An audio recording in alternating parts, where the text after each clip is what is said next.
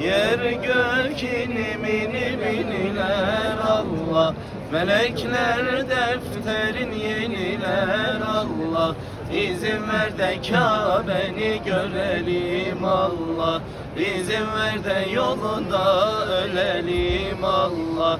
Göster cemalini görelim Allah, Kabe'nin örtüsü yeşil Allah.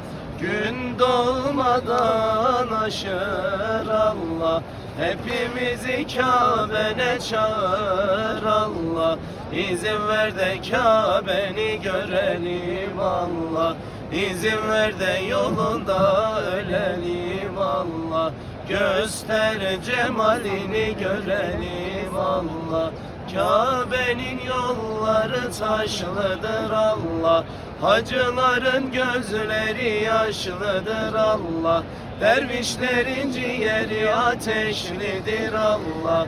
İzin ver de Kabe'ni görelim Allah, İzin ver de yolunda ölelim Allah. Göster cemalini görelim Allah. Mekke'nin yolları uzar Kabe'ye, İnsan hayran olur Müzdelife'ye.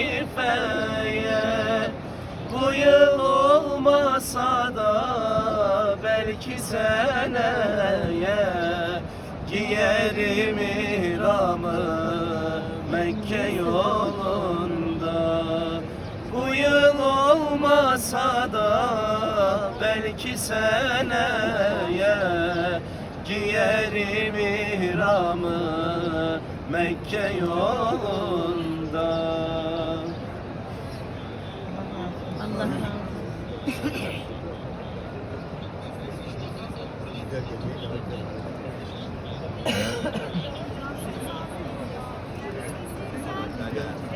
Ses yok. Ses yok hocam. Ses. Kamil iman nasip Mikrofonda ses yok. Allah Teala kamil iman nasip etsin. Kabe-i Muazzama'nın hatırına öncelikle nasip olmayanlara Allah Teala nasip buyursun. Sonra gelenlere de tekrar nasip etsin. Gecemiz, gündüzümüz Kabe-i Muazzama'da geçen gece gündüz gibi olsun. Allah Teala ibadetlerimizi kabul buyursun. Teşekkür ederim.